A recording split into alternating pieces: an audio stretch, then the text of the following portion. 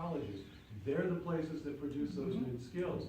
Hawkeye has just zeroed out 2 programs this last week because of this budget cut. Why do you, so these projections are consistently off. This is the 2nd year in a row that you've missed them. It seems to me that there's something really wrong with this, with the tax collection, the estimations of revenues. This is supposed to also be spurring growth, but we're not seeing this growth. We're seeing these cuts in revenues.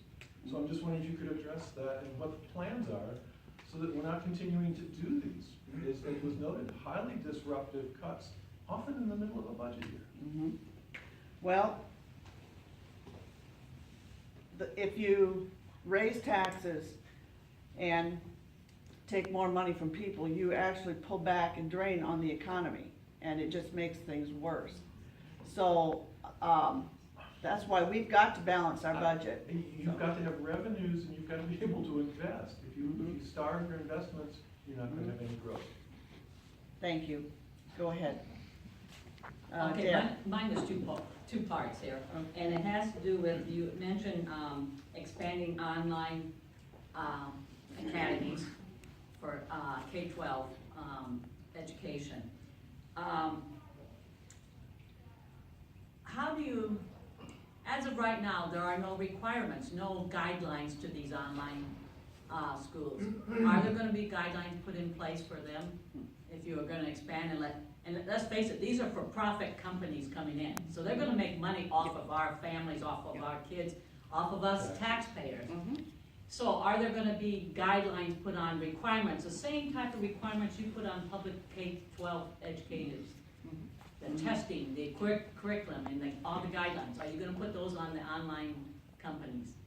Well, I thought that the online learning had requirements and guidelines already built in.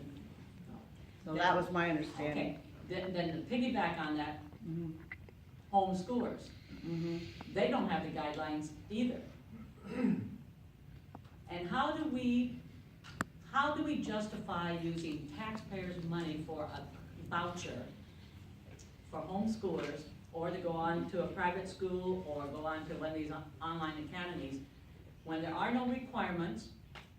They can take any student that they want or not want. They can deny you to come into their education, to their private school. How can we justify using taxpayers' money to sponsor that, when they're discriminating and they're not having any requirements? And let's be frank, we probably have homes in Iowa, just like that one in California that had 13 kids that said they were being homeschooled and there was nothing being done in that school. How are we gonna have some guidelines and checks on these people that are gonna take money from us and homeschool their kids? Well, with educational choice, I believe that if we strengthen educational choice, that helps improve education. No, not if there's no guidelines for these poor kids. It's Okay, gonna I'm gonna give you another example that I gave you last year. There's no guidelines of who can homeschool their kids, okay? You could have a set of parents that never finish high school, that the only reason their kids are gonna be homeschooled is because they can't control their kids to get them to school, and are they gonna do anything at home to really educate their kids? They're gonna be uneducated kids, and how are they gonna go out there and get a job that's gonna help our economy? They're not. And that's the kind of setup that you're promoting by giving vouchers and no guidelines for homeschooling. We're gonna have a generation, not everybody, I'm sorry, a percentage of a generation that's uneducated, no skills for the workforce, and I know I'm old, but some of these younger people would like to have some people out there that are gonna work and support them when they're older. And they're not gonna be out there because there are no guidelines, no restrictions, and you wanna give them taxpayer money to do this. And we all know what that couple I just examined, what they're gonna use that money for. They're not gonna be using it to buy curriculum.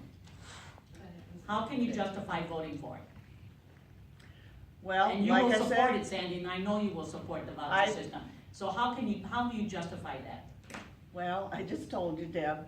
I just told you It's a not minute helping. ago. It's not helping. I didn't hear what you Thank you. said. Anybody have an answer? Can we have Go an ahead. answer on her question? We don't. I did already answer that. No, you No, you didn't. didn't. I didn't. Can you answer the question on how you justify it? That's the question. When you strengthen school choice, you do improve education. How so? No, How so? please demonstrate that. Tell us how that works.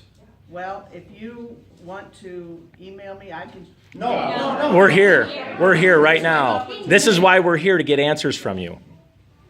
This is your I opportunity to have- speak to your I have voters. told you, best I can tell you. You don't know. You're I have saying already you don't know. Okay, so on education and on funding, I have a question for you. If we're gonna give public dollars towards you're- school vouchers, I didn't call. I've on- had my hand up 4 times I'm now and you've sorry. ignored me. Go ahead.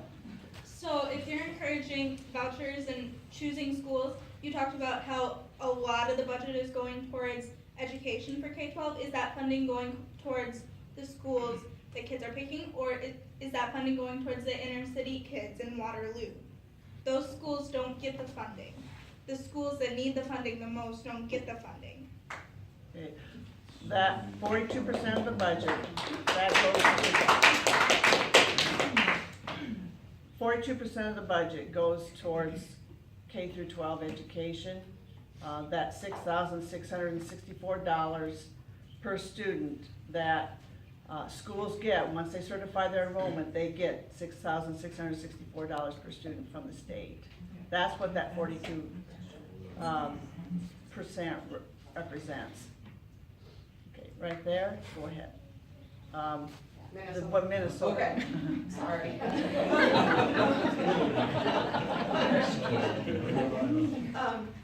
This is a little twist off of education, and it's a 3-point question. First, would you and do you support the idea that that daycares should have smoke detectors?